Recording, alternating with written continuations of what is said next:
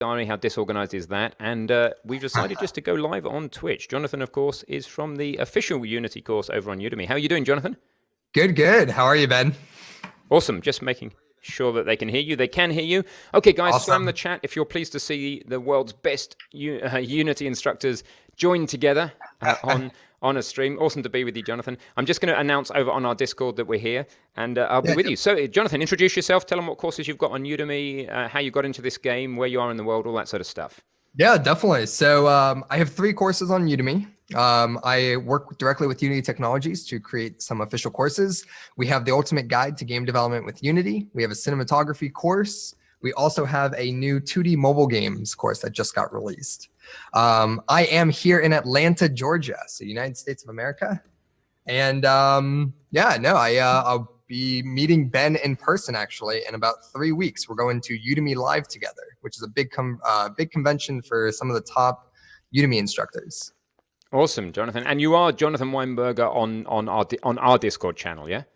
Yes, yeah, I am actually in your Discord channel as okay, Jonathan cool. So I'm telling Discord people right now, and if they want, we'll go into Voice Lounge in there, and it's going to be really complicated, but we should also be able to talk in voice if people want that, so we could answer their voice questions while we're here. Yeah, absolutely.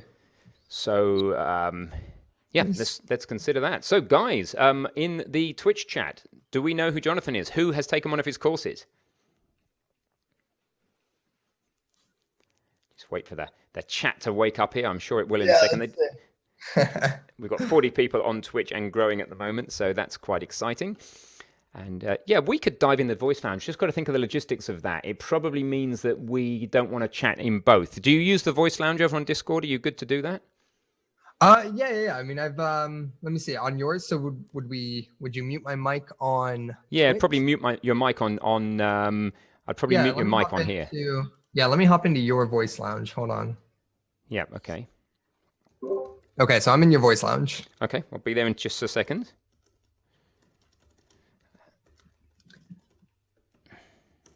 All right. This is very impromptu, everybody. And this stream will roll up to speed in just a second. So into the Voice Lounge, let's mute myself on here. Okay, Jonathan, how are we doing? You hearing me? Yeah, so I can't hear you anymore, Ben. I don't know if you're in the Voice Lounge. I should be. I just checked my settings. Okay, there you go. Yep, I can hear you now. You're hearing me through... You are hearing me, though, through Zoom. 2 seconds. I'm just going to monitor the stream, make sure this audio is all working. Yep. And then anybody on Twitch who wants to come and speak to Jonathan and I live, dive on Twitch, on our Twitch server. I'll give you the link in the chat. Echo. I'll sort that echo out in just a moment. Yeah, so looking at the chat here, top crossover ever, Ben and Jonathan. Well, this is interesting. I have several courses from both of these blokes. Wow, let's see. Hey, how's it going, Big Gamey? Thought it'd be a bit of fun for you. Do you know any of these people you recognize? So I'm sure a lot of people are probably wondering how this live stream came to be. Yeah, it just came to be just a few seconds ago. I'm just trying to get this audio sorted so that people can dive in the Voice Lounge over on Discord. So can you still hear me, Jonathan, or not? Currently partway through the Sin Machine course. Awesome, Perceptual. Awesome. So I'm waiting for Ben's voice to come back here. Yeah, I'm gonna just talk to you this way and mute myself in Discord for the moment because nobody else is in the Discord Voice Lounge right now anyway. So yeah.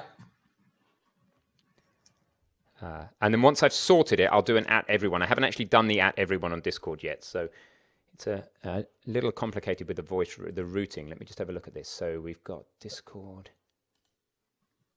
Discord is going to the Terra deck.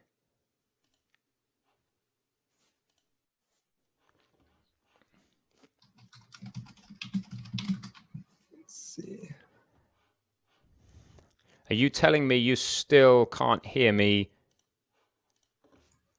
in Discord? Any luck, John? Can you hear me in Discord now? Looks like Batman joined the Voice Lounge. Awesome. So, let's see. Hello. Good fun. Not working for whatever reason.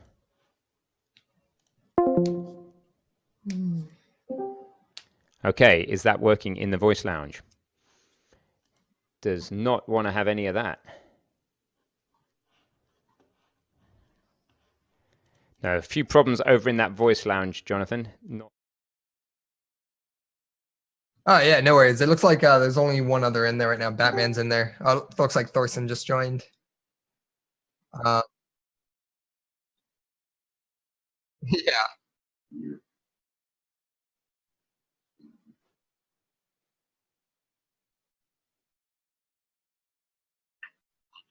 yeah, definitely. Yeah, that works. On Twitch. Yeah, let's do that. All right, so I'm gonna disconnect from the voice lounge, and here we are on Twitch.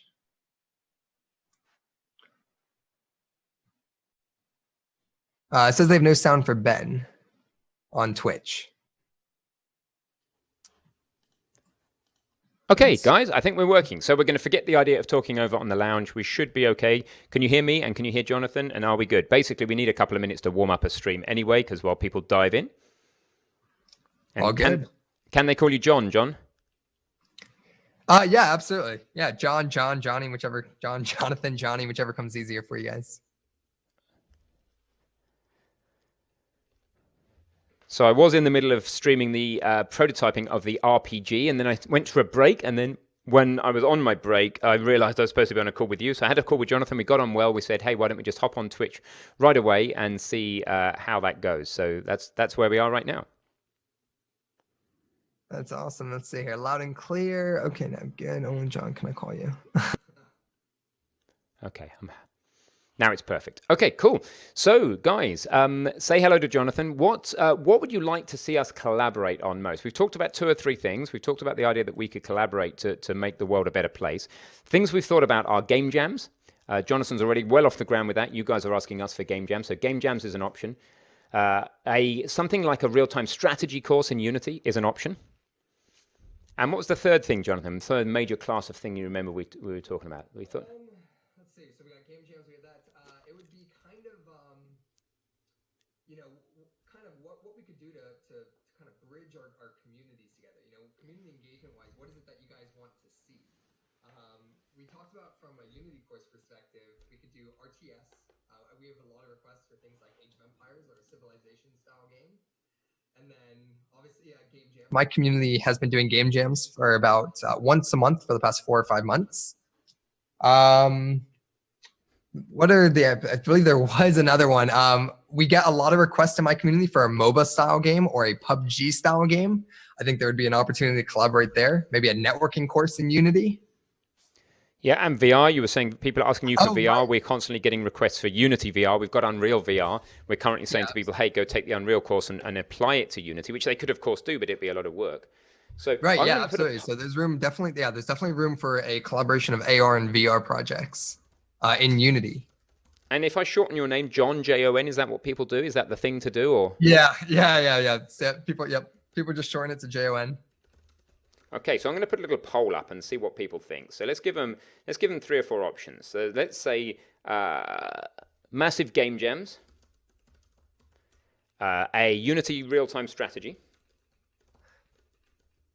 course. I'm going to say first. What should they work on first? What should work on first? And what's the third big option? What are we most excited about potentially working on together, John? That's more important often even than what people want, because if we're excited about it and it's good, then it's just creates such a cool end result that it's worth doing. So game jams I'll be really interested in. Unity real-time strategy I'll be really interested in. Anything else? I mean, I think what I'm most excited about would be, so for me, most exciting to me is community engagement. So being able to interact with the communities, being able to do the game jams is the most exciting thing for me. I think when it comes to a course idea, I think I'm more excited about an RTS opportunity. I would like actually a VR AR. It's just a matter of how complex we want that to get. Yeah, well, a simple beginner VR AR course could work, yeah? Yeah, absolutely. I'll add that in as another choice. So Unity VR/AR course. Okay, so bit poll coming soon, guys. You'll need bits to vote on this to make it real vote, but there you go. Bit poll is up. So let's start to see what people think about what Jonathan and I should do. So I think it's a great idea for us to start working together. There's, we need more Unity input. We need game jams. We need more connections to the industry. So Jonathan's great with that, professional gamers, with industry contacts with Unity themselves. So yeah, be really interested to see how that poll works out. So slam the poll, guys. Let's see how it goes. Sorry I didn't come back and finish off the RPG prototyping I was doing. I figured with Unreal prototyping coming up at 4 p.m. And the need to see the family at some point today, I better just give it a break for a second and come back to it. So I'll probably sleep on what I was doing in the RPG, and I'll put a new event schedule up super soon. Remember, on our page, we've got tons of events, so keep an eye on those. That's really cool. Let's see, Mr. Bolden. I'm starting to be worried about keeping updated with Unity. It's got a lot of features recently. I wouldn't look at that as an intimidation factor. I would look at it as an opportunity to really grasp Unity and make the most out of it. When they come out with innovative features like that, it's only good for the ecosystem of Unity. Absolutely, so and you don't have to use those features, right? You don't have to use them yet. It's not as if the feature is likely to be the thing that makes a competitor make a game that's better than you necessarily. Right. Yeah, exactly. Like right now, Unity is kind of rolling out their ECS system. ECS is still very, very early in the adoption of it and in development in general. So, you really don't have to, you can use mono behaviors. I mean, everyone's still making their games using mono behaviors and game objects. So you don't have to pick up ECS anytime soon. And mono behavior is never going away. Oh, there's the inside knowledge there. Any other questions for Jonathan? You speak to me a lot at the moment here on Twitch while I prototype the courses up. But any other questions for Jonathan who know Unity questions? All about Unity. Let's see. You can still create awesomeness without the SRP ECS job system. Yeah, absolutely. Yeah, you can create everything awesome just fine without that. If you're creating something with like a million things on screen, then maybe consider ECS in the job system. Are you on our Unity Facebook, a Unity course community Facebook group? I think you are, aren't you? Yeah, I think I am. I should be. It's just a Unity course, right? Yep. Yes, I am in that. Complete. It's facebook.com/groups/complete Unity developer. Yeah, I'm here. Cool. So I'm going to tell the Unity course group that we're here. That's cool. That will be. Cool. They will like that. I'm going to tell Discord that we're live, and then let's get the questions flowing, guys. That'd be absolutely awesome. What have you guys liked the most from Jonathan's courses? So if you look at Jonathan's courses and our courses, firstly, who of you in the chat are on both of them? Who's taken at least 10 hours of both of our content? Just say so in the chat. That'd be awesome. And then we can start saying, what do you like about them? What do you not like about them? What can we learn from each other? That sort of stuff. Let's start. Yeah, absolutely. And then that would help us kind of determine what we can do to collaborate in the future from both of our styles. Absolutely. What do you like? What should we take from our two styles, and what should we ditch? I'm going to go tell people on Discord now we're here because the chat's up and running and we're working and it's going well. So let's just do that straight away. At Jonathan Weinberger, I'm going to say at everybody. I do an at everybody occasionally. I think this is probably worth doing an at everybody for. So at everybody, everyone, join. It's a load of chats. You can grab the chat while I'm doing this, John. That'd be awesome. Yeah. Let's see here. Irresistibly Jelly. That's Mark. Irresistible Jelly. That's Mark. Hey, Mark, how you doing? Good to hear you, see you. I'm going to leave this on the screen as well because when I do an at everyone on Discord, it's always fun. We get hundreds of little emotes coming up.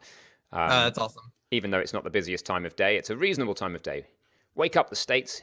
So, Irresistible Jelly, Mark, your question. Let's see, with Google Cloud integration, I feel like online. No, you're saying, unfortunately, not had the benefit of any of John's courses. I'm assuming you are not a beginner. If you've taken Ben's courses, if you've gone through all of Ben's, there's a good chance that you probably know most of what's in my courses. When it comes to the cinematography course and the 2D games course, that's where we sort of get into the more intermediate to advanced topics. But if you've taken Ben's Unity developer course, you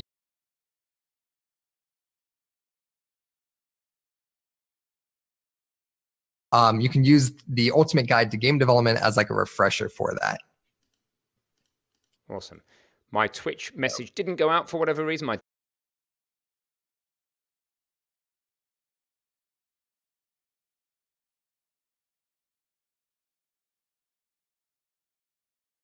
how do we say it, playing silly buggers with me right now. It is not letting these go, so we'll be patient. Let's see. No, still not going. What's up with Discord, guys? Tristem. Aha, there you go. It's gone on Discord now. Unfortunately, whenever I share Twitch on Discord, you get this horrible, great big green. I like the green leaf, but it's a bit too big. It ends up about 400 pixels square, which is a bit insane. Hey, Jarl Thorsten, thanks very much for subscribing with Twitch Prime over here on Twitch. I appreciate that.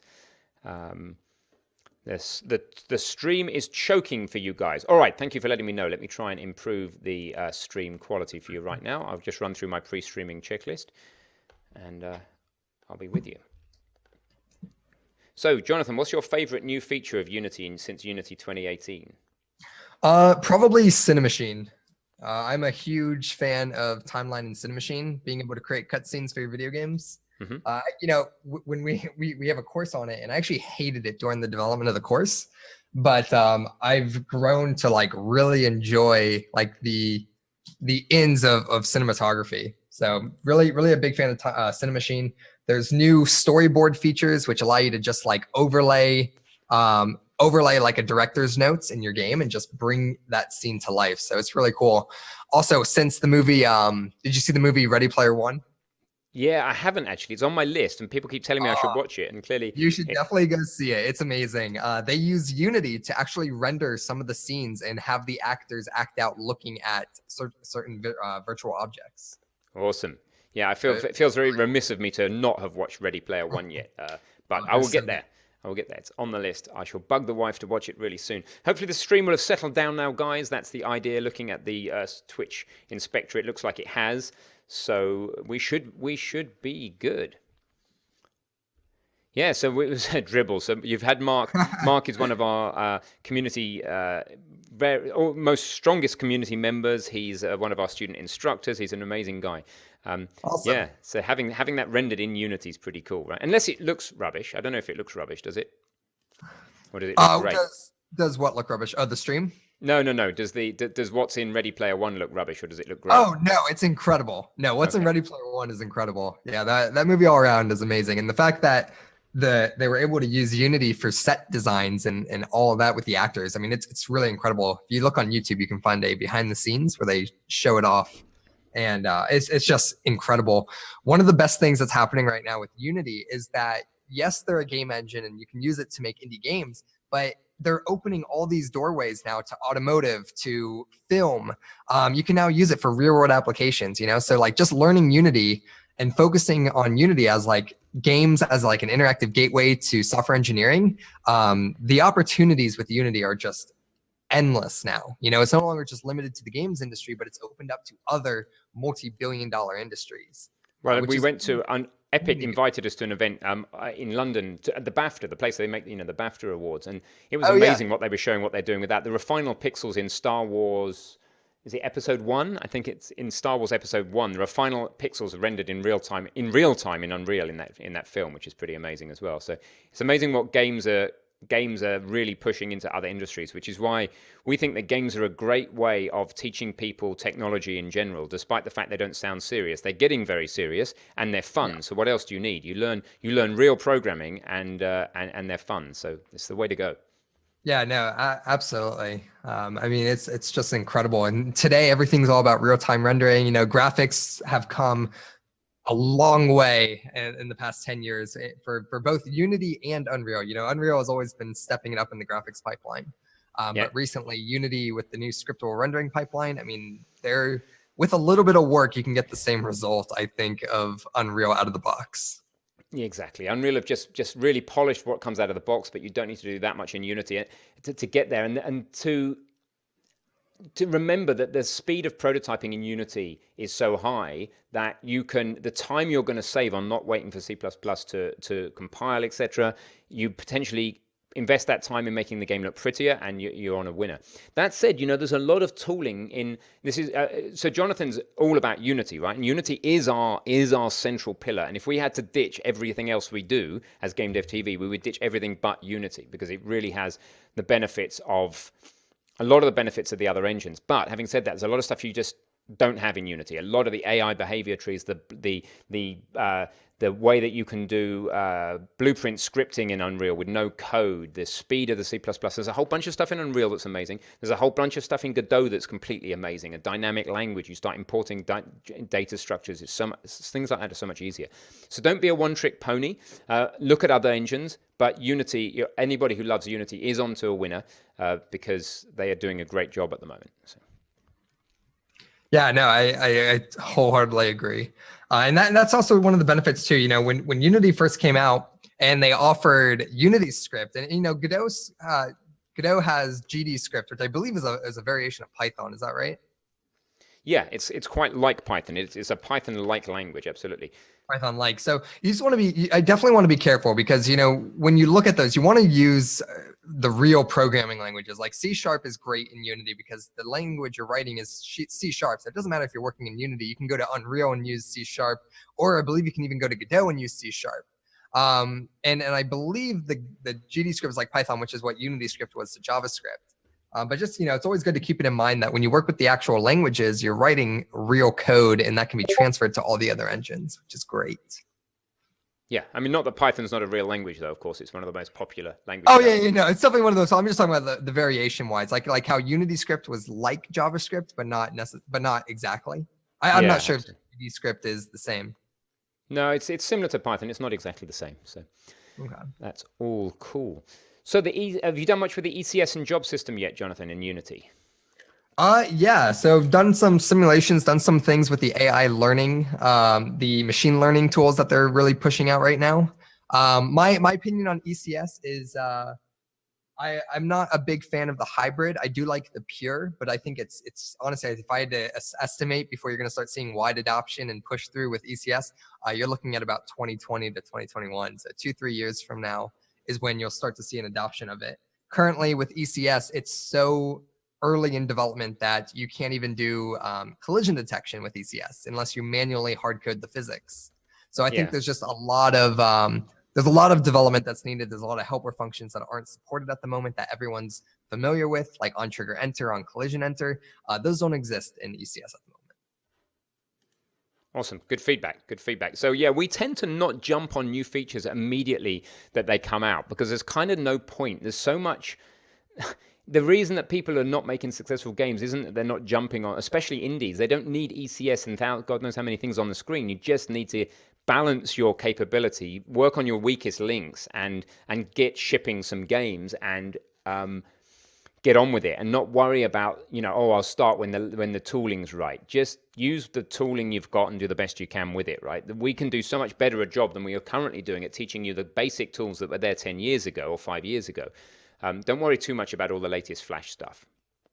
Yeah, no, I definitely agree. I mean, and we see it too. Working with Unity, what's great is I have these courses that come out focusing on new features. But what will happen, and this already happened with our cinematography course, is these features are so early in development that as soon as I release the course, like 20 other features just got released as well, and those aren't in the course now. So definitely, like when new features of Unity come out, definitely don't be you definitely give them time to grow because they do take a lot of community feedback and then go back and implement a lot of those features.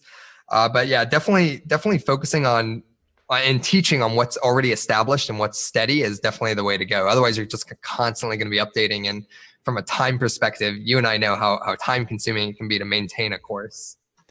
Yeah, especially one that's 60 hours. Some things like, Cinemachine keeps coming up. Some things like Cinemachine are somewhat game changers. They make life so much easier when it comes to that. You want to jump on features like that quite early, I think, and use them. But others, just hang on and focus on the basics, So. Yeah, definitely. Yeah, like my opinion on ECS, I have students already asking me about an ECS course. Like, is it bad practice for me to learn C# and object-oriented programming? The answer is no. Even once ECS isn't going to be widely adopted or forced widely adopted for at least 2 to 3 years. And once it is, C# is never going away from Unity. It will always be a game object component system in Unity. It's the option to have more performance-driven code to use ECS. And ECS will become a standard, but that's years away. And C# is still never going away. So yeah, definitely in terms of like that, don't let that discourage you from learning it, because at the end of the day, right, having more optimized and performance friendly code is great. But with things like Cinemachine, you should look at Cinemachine as like amazing, because that's an opportunity to break out of games and go into the film industry. You know, we have studios here in Atlanta that Atlanta has become like the movie capital of the world right now. And we actually have studios who are paying $40,000 to $60,000 a year for Unity developers, because they can use Timeline and Cinemachine to real time render out environments and digital entertainment. So it's a pretty amazing field to get into right now. We got Saad Haider. Oof, I'm not sure how we say that. Sounds a bit like Darth Vader, but maybe. Talking about the importance of 2D mobile games for a way of realistically making money as an indie dev, with the, you know, when you need to focus down on not too many assets, not too much scope creep. We completely agree. Well, I do anyway. And I'm also talking to Rob Percival about possibly collaborating on an iOS Swift course to show you how to, one way to do 2D games for iOS at least is to do it with SpriteKit and not even to use an engine. Although it's a little bit difficult to recommend that, as Sam and I were discussing, over using Unity. Why wouldn't you use Unity? If you want to learn iOS Swift as a gateway to app development, then do that. If you want to make 2D games, probably use the engine. It's going to give you so much of the stuff you're going to have to repeat and start from scratch if you try and use a bare environment. So yeah, but they're all possibilities, and we definitely want to do more with mobile deployment. If we can mix communities, get to 1 million users, we're then really going to start to think about the more intermediate content, like how do you get this stuff actually deployed out on mobile. In the meanwhile, Jonathan, do you have any content that shows people how to actually deploy to mobile into the app stores, or not yet? Yeah, actually. So we just released the ultimate guide to 2D mobile game development. We actually demonstrate how to publish your games to the Android Play Store. We have extended content coming out this month that's going to demonstrate how to deploy it to iOS. And then we also integrate Unity ads. So we actually show you how to monetize your ads, how to reward your viewers like 100 coins for watching an ad, so that you can actually monetize your apps. And to actually speak on, Swift iOS development, right? If you're going into pure iOS development, Swift is a great language. But Unity at Unite, the most recent Unite, they just announced that they got the Unity mobile runtime to be 78 kilobytes. That is insane. It used to be Unity is an overkill for creating mobile apps that aren't games. But today, honestly, if I'm creating any real world application or game, I can use Unity to do it. And there's no reason not to with such a small runtime. And Unity with the IL2 CPP compiler, you get your native speeds now. And we also demonstrate what the IL2 CPP compiler is and what it does, and how it basically converts your app to a native C++ app and runs at those native Android and iOS speeds. Perceptual Lucidity Games loves these greater than symbols. He's often telling us the order of things. Grumble, we have a grumble. What's there? There can be only Batman. There can be only Batman. Grumble, what's the grumble about? There can be only Batman. He didn't tell me to shut my face. So they're linking to you as an instructor there and to your courses. Maybe, Jonathan, we can organize a coupon to that course for our students, or something that we could send out through Udemy. We could talk about that after. Absolutely. Yeah, we can kind of organize some sort of raffle or however you want to do an event for that.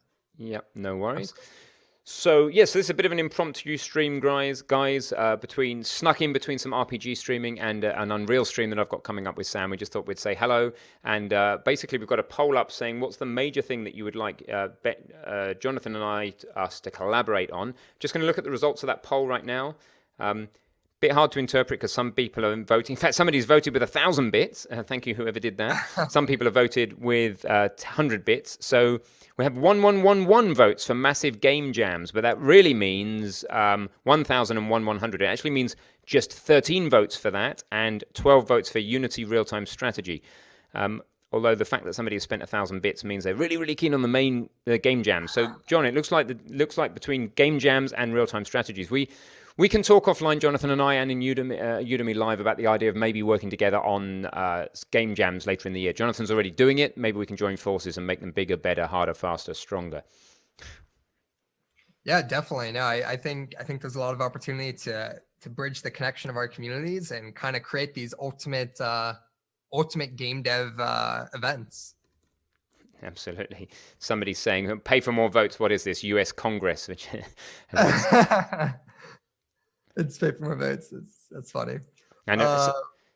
Let's see. A real-time strategy would be awesome. There's no decent tutorials for it. In that position, by the way, you're behind your microphone from a camera point of view, Jonathan, just to let you know. So, sorry about that. Yeah. Unless you're trying to hide your face, that's fine. No, we are good. So awesome. Thank you very much, everybody, for diving on this. So it sounds like from a non-course content point of view, game jams would be awesome. They would mesh in well with what we're doing here on Twitch, Jonathan. As I said, that we can get students in, we can review what they're doing, we can game jam ourselves as teams and show people what's going on. So game jams would be awesome, and from a course content point of view, it looks like real-time strategy courses could be good. I'll link you guys, I'll link everybody, including you, Jonathan, to the thread on our forum about the desire for us to build a real-time strategy, and you can carry on the conversation offline there about exactly what you'd want in that, etc. John, you got to make AR courses for mobile. Yeah, we would like to do an AR course. That might be an opportunity to collaborate with Ben. But it looks like from this chat, it looks like RTS is definitely popular. I know RTS in my community is very popular, so I think doing a GameDev.tv meets Jonathan Weinberger RTS would be really good. This means I can go to bed now. All right, good deal. See you later, local. What you needed was a bot who counted RTS or jams, etc. Let's see. Cool. All right, thanks for that link, Ben. I'll make sure to register and join there. So Liz Kimber's got an idea here as to how to participate in votes without necessarily spending bits. We kind of want you to spend bits, not because we make the odd cent, but because you think a little bit, you pause for thought before you vote, and therefore the results are, I think, somewhat more meaningful. On the other hand, we get a lot lower numbers because of that, but we'll see how it goes. As we grow, I think that'll be fine. I put a link in here to the community thread about a simple but complete real-time strategy game for Unity. So please continue the conversation there after the stream. What do we mean by game jams? Good question there. We should define our terms, metaphysics. We mean is that there's a theme, like go and make a game about X. There's a time limit, which is 2-3 days, whatever it is. And then you go do it. And then everybody submits their games, and people vote against the submissions, and we decide on who did well, and you learn a lot, and there's a time pressure, and it's cool. That's what a game jam is. It's a bit like a jazz band jamming, but instead of playing music, you're making a game, right? So I just, I don't know if that goes through or not, but I just posted a link to one of our recent game jams we just did so that you can see. Basically, there's a theme. You can see all the entries. And these are game jams from students who have completed the Ultimate Guide to Game Development with Unity, as well as Ben's Unity Complete Developer courses. So with just that beginning fundamental knowledge, we encourage you through game jams to continue making games and always be creating, practicing your skill.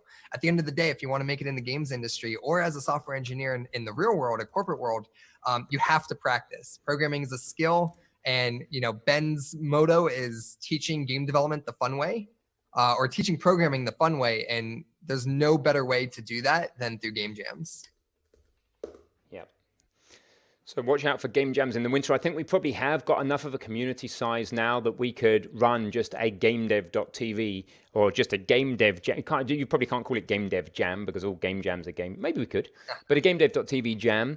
And get a lot of people in and make it a thing that people who know nothing about us already come and take just because it's an awesome jam. And if it's well organized, that'd be cool. So if we bring our community, if we bring 400,000 people, Jonathan, if you bring your experience, could be cool. So that would be awesome. Yeah, Maybe just absolutely. what we're looking for. Yeah, absolutely. Mr. Badin or Bad, whatever, says, is studying UML relevant to game development? Not massively relevant to game development, I wouldn't say. Don't spend too much time on that. So. Oh, it's studying. Is UML Unity machine learning? No. UML is a markup language for the UML diagrams use things like actors. It stands for Unified Modeling Language, and it uses the idea of like actors and boxes. It's a diagrammatic format about how your business model, your business solutions that should translate into code. Some people use it.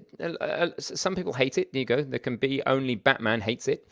We've already got UML is the devil, so it's some people are going to say they love it, but so far everybody hates it. Irresistible Jelly says, why in every instructor video do I seem to see the concertina squares on the wall? Is there significant to them? These things on my wall, is this what you mean? Do you mean these? If you do, then they are sound absorption tiles, those things, and Jonathan's got them behind him as well. That's to stop the echo in the room. Yeah, if you guys, I got this whole The whole wall is padded with these.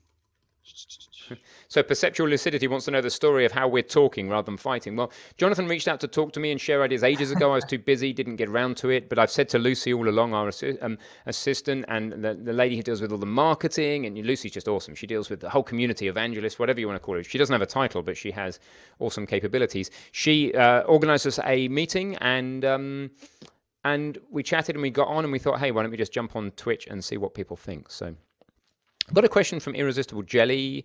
We no longer, by the way, Mark, I think you know, need to prefix with QSTM. We've got a few custom emotes. If you type :GDTV, you'll start to see you've got my face, who cares, Rick's face, probably more interesting. And then you've got GDTVQ for questions. So there's a few things here. And Jan and Mikey and Lucy are coming soon. Anyway, I'm going to try and find Mark's question. Yeah, he asked about the things on the wall. That was it. Somebody's saying, should you go for Godot before Unity? If you're brand new to programming, maybe. And then if you get stuck or you feel you're not picking it up, switch over to Unity. Yeah, so cool. So yeah, please, yeah, they are subs only. That is true. Mark, Irresistible Jelly. I thought as a mod you'd better do that as well, but maybe not. So. Very cool. So what's Jonathan? What's your favorite game to play? Game to play. I played a little bit of Overwatch when it came out. I was a little obsessed with that. I'd say recently was probably what was it called? There was I just got access to the beta of Fallout. So Fallout 76 I've been dabbing with. We're hearing you're good at playing games from There Can Only Be Batman. Yeah, no, I am the worst at playing games. So I used to judge the game. We do live streams of our game jams, and it's me playing the game jams and commentating, and I am just awful at video games. I love video games, but I'm terrible at them. And when it comes to Unity games, my favorite Unity game ever created, even to this day, is Richard with Unity. You ever play that? Which one? It's called Richard. It was made in Unity 3.x, like 3.4. How do you spell that so I can link people? Oh yeah, Richard, ROCHARD. Okay, awesome. Yeah, and this game was made in Unity. It was the first game to be released on PS3 for Unity, and it's the game that actually made me become a Unity developer. You know, back then, that was 6 years ago now. So 6 years ago, people were on the verge of, is Unity going to be this amazing engine? And then that game came out and it pushed the limits of what you can do with Unity. And it proved that if you have the right talent and dedication, hard work, you can make something awesome in Unity and compare it to Unreal. And that was the game that made me stick to Unity and pretty much get to where I am today, dedicating my life to learning and mastering this engine and teaching it to the world now. Yeah, remember, these are all tools, guys. It's the craftsman. The craftsman's skill can often supersede anything you try and do with a tool, right? Yeah. You give me a paintbrush, doesn't matter how good the paintbrush is, you get better off giving a proper artist, or you give me Photoshop, or you're better off giving a proper artist a pencil. That's the idea. Yeah, exactly. So we have what database is ideal for heavy back-end stuff. I've got my opinions on that, but for Win the First, Jonathan, what do you think there? I'm sorry, what was the question? What database do you think is ideal for heavy back-end database work on a game? I've used MongoDB quite a bit, which is part of, I believe, the AWS suite. I've also used Azure, which is offered by Microsoft. I think when you're looking for very quick multi-platform or cross-platform databases, you definitely want a NoSQL. It's just faster. The data is much faster. If you're looking for login user registration systems, then you can go with the MySQL database, just on like any web server. But for things like inventories and storing data, or just storing like int data, definitely look at a NoSQL. Also, I'm going to clip that bit there, Jonathan, because that's useful for the people about the difference between SQL and NoSQL. So I've hit clip. Remember, anybody who's watching the stream can hit clip at any point. If you were to take the time to just trim that clip, name it up, and maybe share it on social media, that will really help people to find those things. You said SQL, though, Jonathan, so I need to spit. SQL. So there's my God, do you call it SQL? Well, no. It's not whether you say SQL or SQL. It's just I don't really like it. I don't really like having to. I don't like it. Yeah, no. I mean, I'm not a big fan of it. I am a big fan of low latency databases like the NoSQL or NoSQL. It's funny. I thought I know people who get really upset when I say no like SQL instead of SQL. Oh, I know. I don't mind any of that stuff. No. Yeah. No. What databases do you prefer? Well, I prefer not using a database at all where possible. I prefer having the data structures in memory and using them directly. And when you need to serialize to disk, just find the most natural way to do that. So Unity is already providing with scriptable objects these days to do that, for example, and other tools. So you don't always have to use a database. Don't just reach for a database and give yourself another interface, another layer of abstraction until you need it. Databases are for concurrent, speedy access, concurrent access to data. They help you with things like data migration, etc., but they're not always necessary. So don't stick a database in the mix when you don't need it. Yeah, exactly. And yeah, that's an excellent point. I should mention, if it's a local game, absolutely. I mean, that's what scriptable objects are for. They're great for storing local data that you can just quickly access. When it comes to network games, those are the databases I would prefer or use. Yeah, never add an extra layer of complexity just because. Yeah, it doesn't. If you've got entities in memory there on the machine in something like Unity, and an easy ability to serialize those to the disk, and retrieve them again fast enough and migrate data, which you seem to be able to do okay, why would you write another use another language to write and read that data structure until it starts bringing you the benefits? If you need to make complicated queries that you need that for, or you're running into trouble with speed or concurrent access or persistence, sure, but just think about whether you need it. And Pirate has a question. Good to have you here, by the way, Sam. Sam's here watching. In fact, Sam is probably chomping at the bit, ready to come on. So in 15 minutes, we need to end this stream. I need to jump on with Sam and prepare for our 4 p.m., but just to let you know. Sorry, Jonathan, you go grab that question. Sam, keep an eye on him. I'll be back in 2 minutes. I'm going to the loo. Yeah, it sounds good. Yeah, Pirate asked, he's new to Unity, or he's new to programming or in game development. Which should he learn, Unity or Unreal? I definitely recommend Unity. It's just easier to get started with, and there's just a handful of community resources to get you going. There's my courses, there's Ben courses, so you can do a lot of damage there. If you're interested in Unreal, though, he does have an Unreal course you can check out.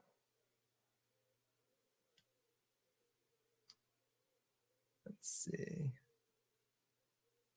SQL databases are for advanced stuff like multiplayer games with tons of gamers. Yeah, essentially, I use SQL databases for user registration. So I'll store player data. Maybe inventory systems. I'll store items, item objects into an SQL database. Yeah, I have my dog Jackson that likes to run around when I'm recording. I would when it comes to costs or Coco's 2D, however you pronounce that, I definitely prefer Unity's 2D environment over Coco's. Let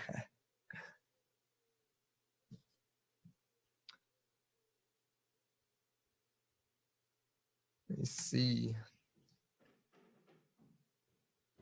So, and what's really interesting is we have this Udemy convention coming up. So I'll make sure Ben and I get some pictures together and share them with our communities, because I'm sure it's pretty incredible to see the two top instructors on Udemy together, nonetheless in the same stream right now. It's really cool, Jonathan. It's awesome to be here with you. I was saying that the only disadvantage is collaborating rather than competing, as if we both get sloppy. I don't think it's in either of our natures. I mean, personally, we agonize so hard over our courses that we don't think that we're going to be in trouble for not competing hard in the near future. We have such a big gap between how good we want our courses to be and how good we think they currently are, that it's ridiculous. But luckily, there's how good we want them to be, how good they currently are, and then how good they need to be highly successful. Luckily, that's the order, so we're all good.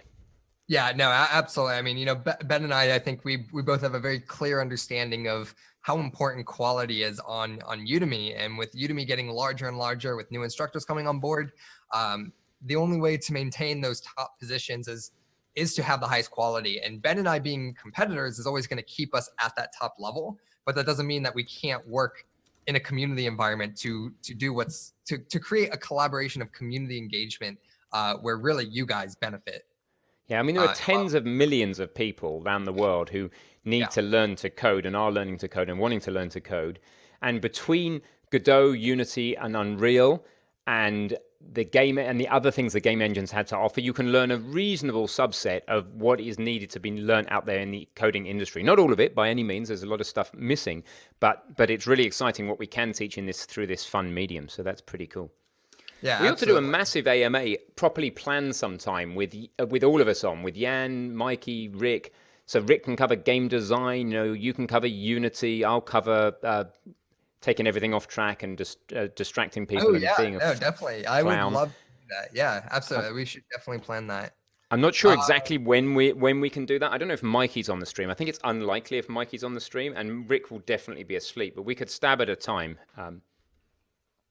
Yeah, no, I mean, hey, this is this is all of our full-time jobs. So you just let me know when you'd like to do the AMA, and I'll make sure I'm available. Awesome. Well, we'll pick a time. We'll pick a nice popular time of day from probably like 10 p.m. UK or something like that, which is going to be about 2 p.m. on the West Coast over there, I think. Yeah. And then a more reasonable time on the East Coast. So that'll be cool, and we'll announce it, and there'll be a little bit of a lead into it, and then people can ask across the board questions about business, about community, about Godot, about Unity, about Unreal, about Blender, about game design. That'd be pretty awesome. Is it possible to create a cross-engine game, Godot, Unity, Unreal? Not really. Each of those engines compiles down to its own executable. You could use something like, I was messing around with a machine learning course I plan to do in the longer term with Unity talking to a Python process using Google Protocol buffers and gRPC. Whether you would want two engines code running and talking to each other, and you'd have two executables to mess around with, I think that sounds messy and unlikely. Sadism, I think, is the word there. But it could be fun. Yeah, definitely. I mean, definitely a weird, challenging experiment, but it would, a lot of complications with those engines talking to each other. So one of the questions was, how do you minimize the poll? I'll tell you what I'll do. I'll stop the poll. Let me give you the results of the poll. The results of the poll are people are really keen on game jams and real-time strategies is the bottom line. So thank you very much to all of those of you who voted. Interesting, only one vote for more live streaming together. I guess they don't know what they're getting or they hate this. It seems that way.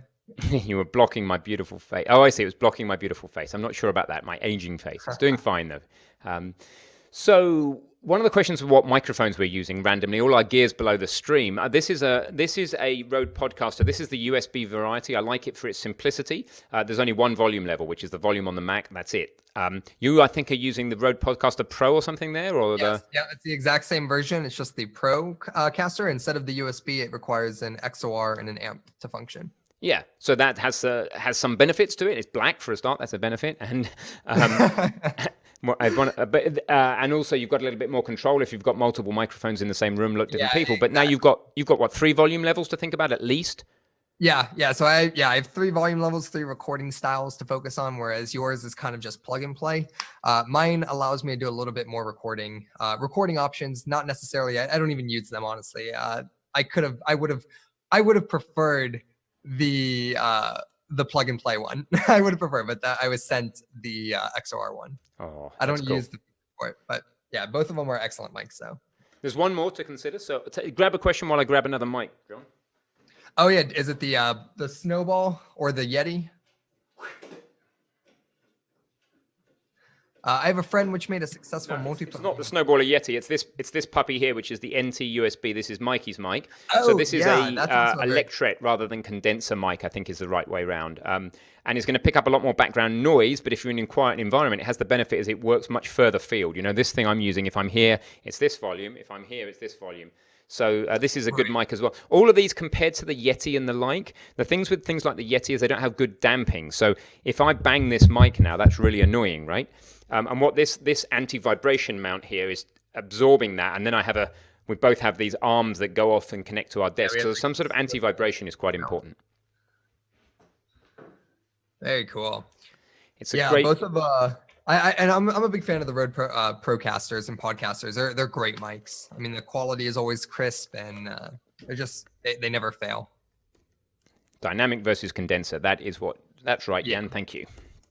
Good to have Jan here. So, questions about mics, question about all sorts of stuff. 10 minutes, T-minus 10 minutes till the end of the stream, because at 1:45 I must talk to Sam. Sam, I'm presuming you're not physically coming here. Either that or you're in the other room and I don't even know that you're here. Are you here?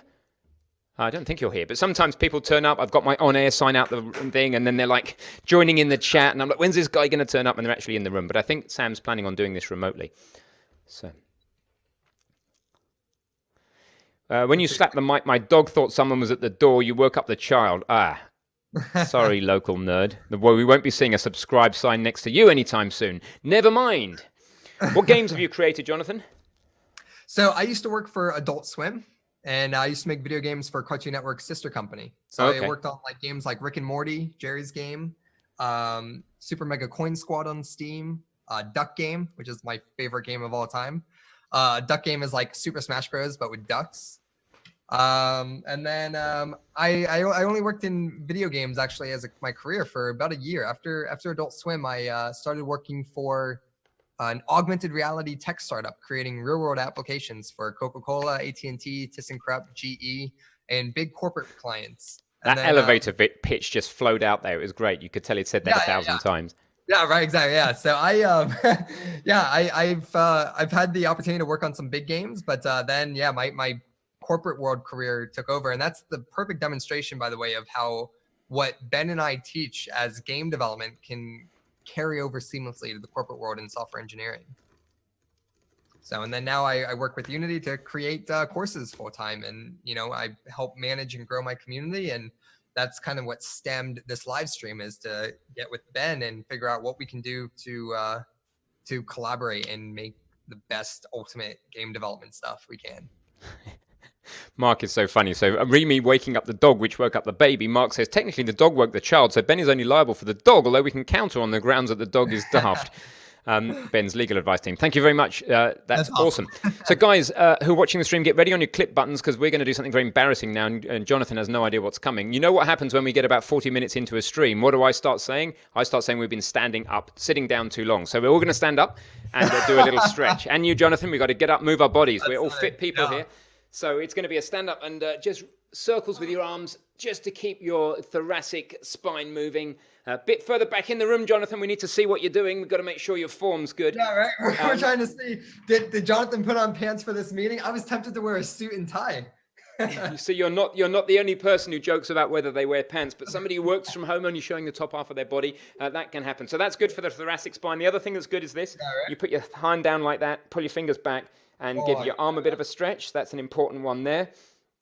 When you've got your mouse the whole time. And the other thing I keep going on about is just have your right shoulder that's always pushing forward. Just make sure you reset it in your mind and that you set your shoulder in line, that you're not ending up with a kind of curved shoulder.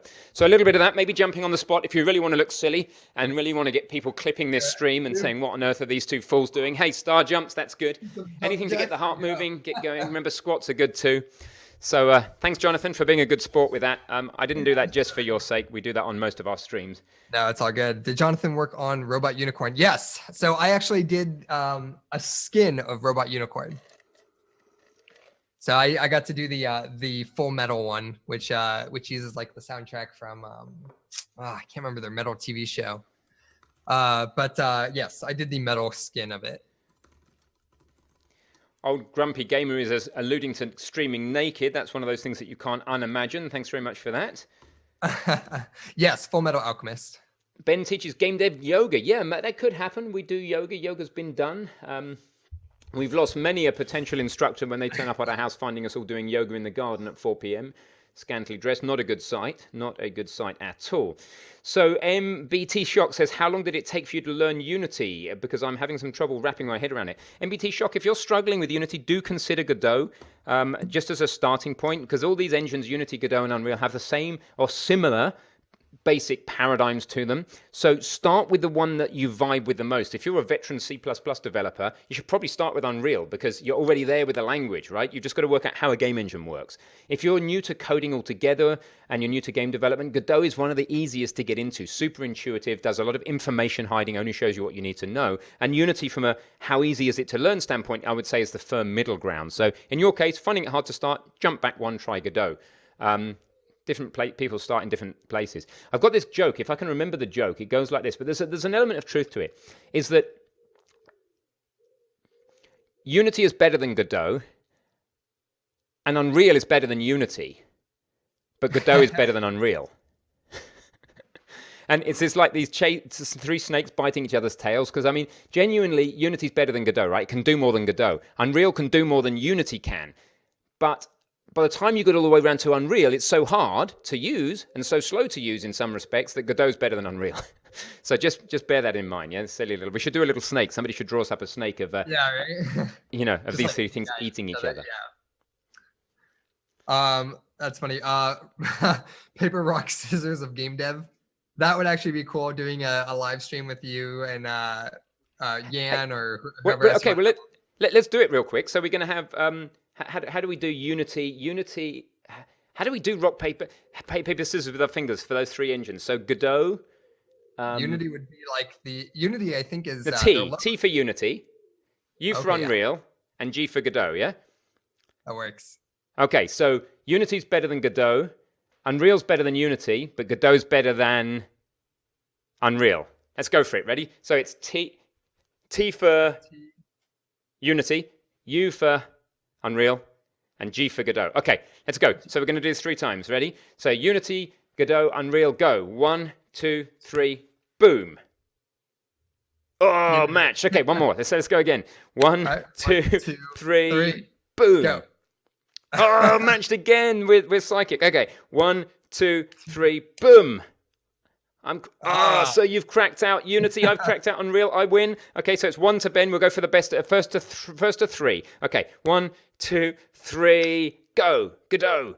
And you've got Unreal. What do you got? You got Unity. You're beating me. It's 1-1. Ben to Jonathan 1-1. Maybe so. 1, 2, 3. Let's go. I'm going with. What do you got? You got Godot. What have I got? I've got Unity. You win. No, Jonathan's 2-1. Unity's better than Godot. 1, 2, 3. Last one. Unity. Go. Godot. What do you got? You got Unreal. I beat you. Godot's better than Unreal. Simpler. Who cares? That's rock, paper, scissors adapted for rock. Yeah, rock, paper, game dev. Yeah, exactly. Rock, paper, scissors, lizard, Spock. Oh God, great episode of Big Bang. How ridiculous. Here is Ben. Bindy's sharing a YouTube video of me. I'm going to bring it up. I'm going to trust you not to deflame me, if that's a word. Mr. Barney Beach YMCA. Oh, great. Thank you. That's awesome. Thanks for sharing that. That's exactly how I see myself. It's always good to bolster my own self-image. Awesome. Guys, I'm going to need to stop and go and speak to Sam about serious stuff, about Unreal, which is better than Unity, but not as good as Godot. Apart from it's better. Anyway.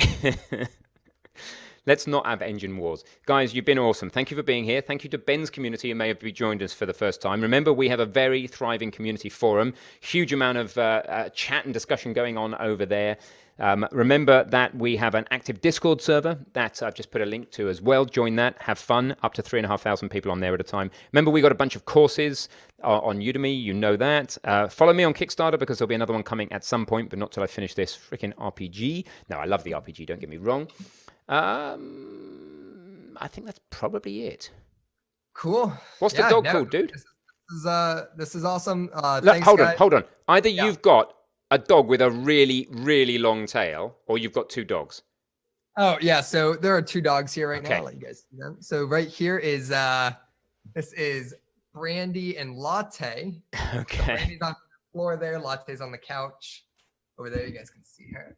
And then my dog, these are actually my parents' dogs. They're out of town this week, so I'm watching them. And then my dog, Jackson, is somewhere. Hey, Jackson. He is lazy on the couch in there. But that is my dog, and he is like best friends with my parents' dogs. Awesome. So for a moment, all I could see behind you was the head of one dog and the tail of another. And I'm like, dude, this... And one dog was staying still while the other was climbing on the sofa. So it just looked like you had a dog that was stretching. I'm like, what's this dude doing? Maybe we shouldn't collaborate with him. Maybe he murders and stretches dogs. Yeah, no, you're good. No, this is just my it's my home office that we're in, and turn this into a studio. You can see there's a green screen in the back there. Yeah, dog people are good people. We had dogs continuously until one of our dogs bit a hole through my daughter's face, and we slightly went off the idea for a little while. Now that we're settled again, maybe we'll get back into dogs. If we can find a non-pooing breed, a dog that doesn't poo would be ideal. Yeah, I agree. It's a little inconvenient.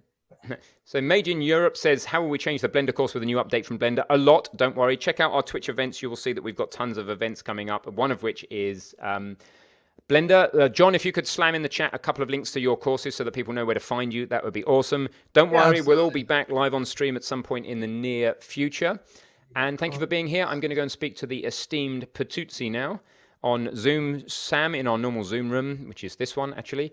And have fun. Thank you very much for joining into the stream. You all rock. Please follow us on Twitch so you know when we go live next. Please link your Amazon Prime account to Twitch and subscribe with that. And please consider our Tier 2 subscription or even our Tier 3. At Tier 3, you get your code mentored just like you saw a couple of days ago. Your Blender project, your game design, etc. You get to come on live and we take you through that. So look at the other tiers of membership. And thank you very much for being here, everybody. Yeah, definitely. Bye, guys. Thanks, Ben, again for hosting the stream. You're welcome. I'll see you guys soon.